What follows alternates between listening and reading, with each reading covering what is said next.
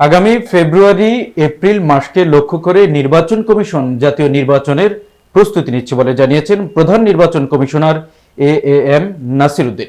মঙ্গলবার নির্বাচন ভবনে নিজ কার্যালয়ে সাংবাদিকদের সঙ্গে আলাপকালে এই মন্তব্য জানান তিনি। এ সময় প্রধান উপদেষ্টা ডক্টর মোহাম্মদ ইউনূসের সঙ্গে সম্প্রতি সিইসির একান্ত বৈঠকের বিষয়ে জানতে চান সাংবাদিকরা। জবাবে সিইসি বলেন, আসন্ন জাতীয় সংসদ নির্বাচনকে ঘিরে নির্বাচন কমিশনের প্রস্তুতি বিষয়ে প্রধান উপদেষ্টা জানতে চেয়েছেন। আমরা বলেছি, নির্বাচন কমিশন ফুল গিয়ারে প্রস্তুতি নিচ্ছে। তিনি আরো বলেন, প্রধান উপদেষ্টা চান ফ্রি, ফেয়ার এবং ক্রেডিটেবল নির্বাচন। উনি সুষ্ঠু ভোট করতে অনেক আন্তরিক।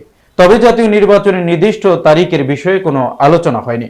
নির্বাচনের তারিখ নির্ধারিত হলে নির্বাচন কমিশনের মাধ্যমেই আপনারা জানতে পারবেন। গত 6 জুন জাতির উদ্দেশ্যে দেয়া এক ভাষণে প্রধান উপদেষ্টা অধ্যাপক মোহাম্মদ ইউনূস বলেছিলেন, আগামী জাতীয় নির্বাচন 2026 সালের এপ্রিলের প্রথমার্ধের যে কোনো একটি দিন অনুষ্ঠিত হবে। এই ঘোষণার ভিত্তিতে নির্বাচন কমিশন উপযুক্ত সময় নির্বাচনের বিস্তারিত রোডম্যাপ দেবে।